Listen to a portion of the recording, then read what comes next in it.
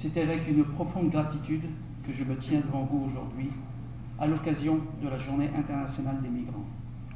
Depuis sa création par les Nations Unies en 2000, cette journée a offert une plateforme essentielle pour mettre en lumière les contributions des migrants à travers le monde et pour souligner l'importance de protéger leurs droits. Je tiens à remercier l'Office national de la migration pour son invitation et pour l'organisation de cet événement qui met en lumière un sujet au cœur des préoccupations sur cette île, mais aussi mondiale, la migration. Le thème national de cette année, ici et là-bas, s'engager pour bâtir, complète à merveille la réflexion mondiale autour de « à chaque étape du voyage ». Ensemble, ces thèmes résonnent comme un appel à la solidarité et à l'engagement pour construire des solutions durables, tant pour les migrants que pour les communautés qu'ils quittent ou rejoignent. La migration, que ce soit ici en Haïti ou ailleurs dans le monde, est une expression fondamentale de l'espoir humain et un moteur de développement durable. Nous devons rappeler que la migration est normale. Elle a façonné notre histoire et continue de jouer un rôle essentiel dans le monde moderne. Malheureusement, aujourd'hui, elle est trop souvent associée à des récits négatifs, alors qu'en réalité, lorsque bien gérée, elle est une force transformatrice pour les individus, les familles et les communautés. En Haïti, cette réalité est particulièrement palpable.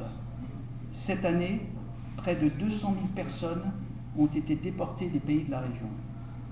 L'OIM, en collaboration avec l'ONM, a soutenu plus de 35 000 de ces migrants vulnérables en leur fournissant une assistance systématique, du cash, des kits d'hygiène, des références médicales et une assistance pour les réunifications familiales.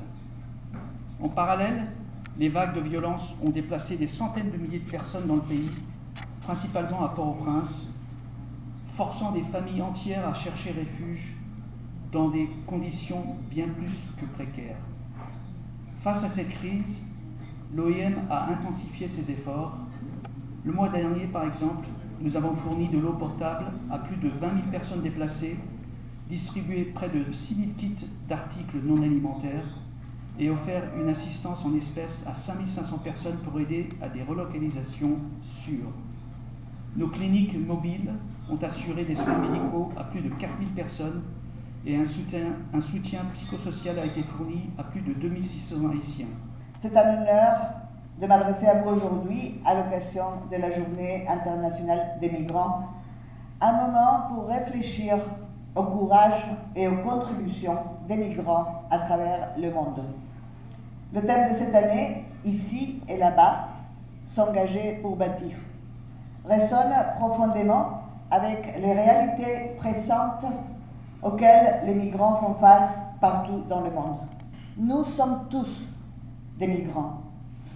Depuis les origines de l'humanité, les premiers hommes et femmes ont quitté l'Afrique pour se déplacer vers le reste du monde, cherchant des meilleures conditions, des ressources ou simplement des nouveaux horizons.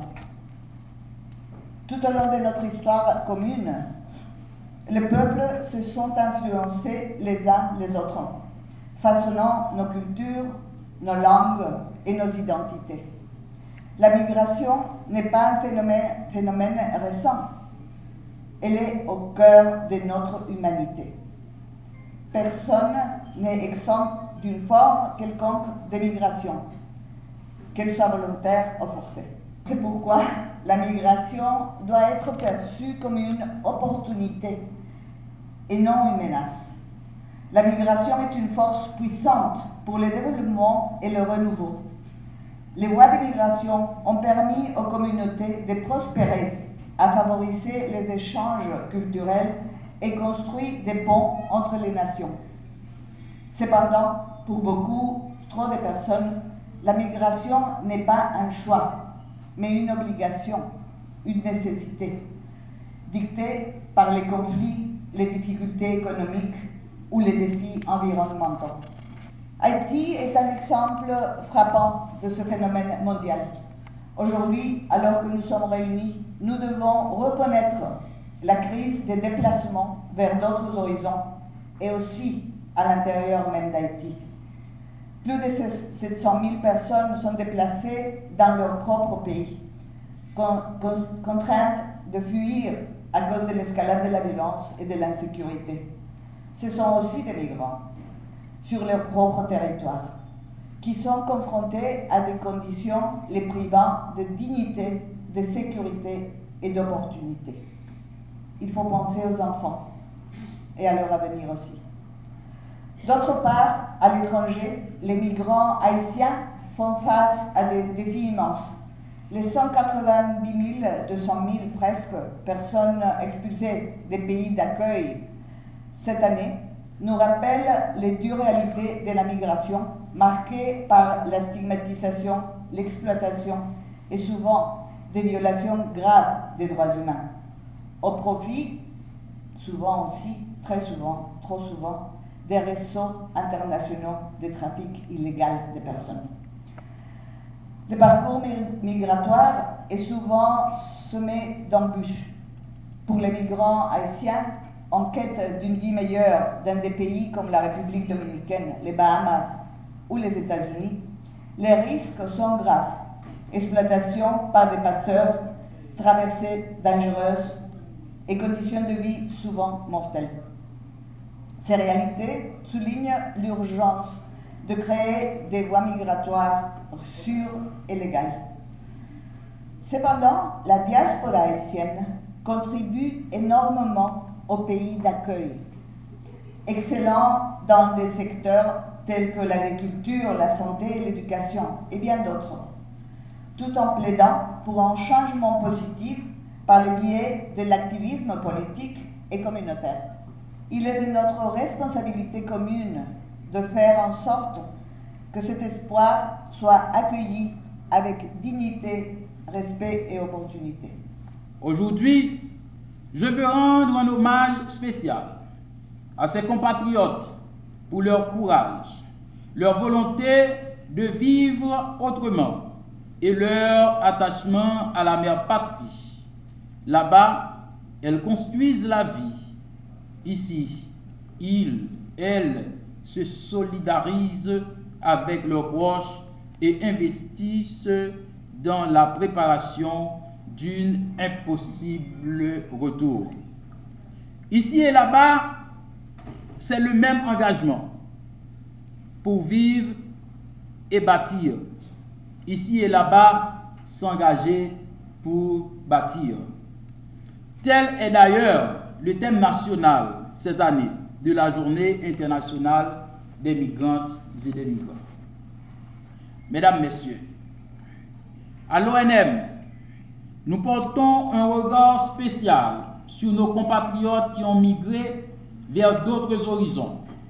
Mais notre mission nous ordonne de regarder davantage en direction de celles et ceux qui nous reviennent, contraintes de faire le chemin de retour.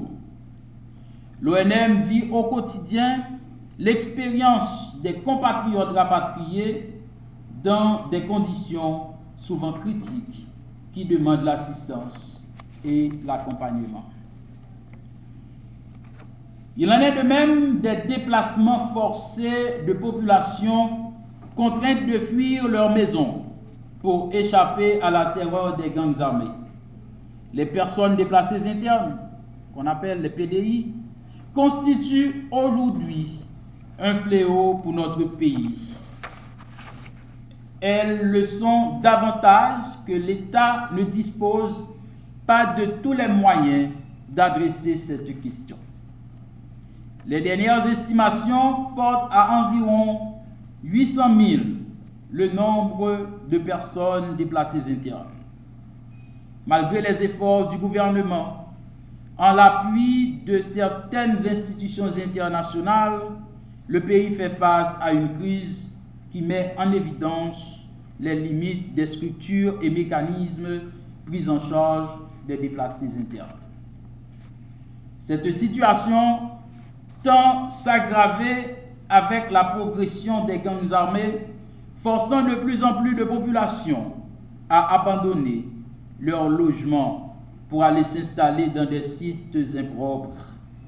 Dans tous les cas, ces mouvements incontrôlables en rajoutent une couche à chaque fois à la crise humanitaire.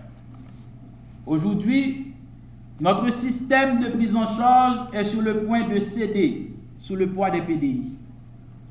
Une situation aggravée par les rapatriements massifs en cours au niveau de la frontière. Il est aussi urgent de renforcer l'Office national de la migration, ONM, et toutes les institutions intervenant dans la chaîne de protection et de prise en charge des déplacés et des rapatriés. Le Premier ministre estime qu'il est nécessaire d'attirer votre attention sur l'importance qu'il accorde à cette célébration, vu que d'ailleurs, dès son arrivée à la primature, il n'a cessé de poser des actions, des actes qui, bien entendu, vont dans le sens de son importance accordée au phénomène des migrants et des migrantes, surtout dans un pays comme Haïti, qui depuis quelques années vraiment est victime de ce phénomène d'ordre mondial historique dès le berceau même de l'humanité, comme vient de le mentionner Madame Salvador. La netteté de ces objectifs illustre bien le sens de thème national de cette année, ici et là, s'engager pour bâtir. Ici et là, s'engager pour bâtir. Je pense que le thème qui a été choisi est vraiment porteur de messages. Ici et là, s'engager pour bâtir. Ici et là. Alors, en cette circonstance, le Premier ministre voudrait profiter de cette occasion pour s'adresser personnellement à tous nos compatriotes de la diaspora. Il en profite pour vous exprimer, nos compatriotes, sa gratitude pour votre contribution inestimable à la vie nationale. Sachez que nous savons votre quote-part à l'effort de construction et de solidarité nationale est connu de toutes et de tous. Vos investissements dans le développement des collectivités locales sont établis par les autorités locales elles-mêmes. Vos projets et vos contributions à des projets collectifs parlent d'eux-mêmes. Le gouvernement dirigé par le Premier ministre Alix Didier Fils-Aimé entend briser toutes les barrières et tous les obstacles à votre rapprochement de la mère patrie. Ainsi, il entend prendre toutes les dispositions que cela requiert avec le comité de pilotage de la conférence nationale pour permettre et garantir la pleine et entière participation de la diaspora aux assises de la refonte de la Constitution et de l'élaboration du nouveau projet de société auquel nous aspirons tous et toutes.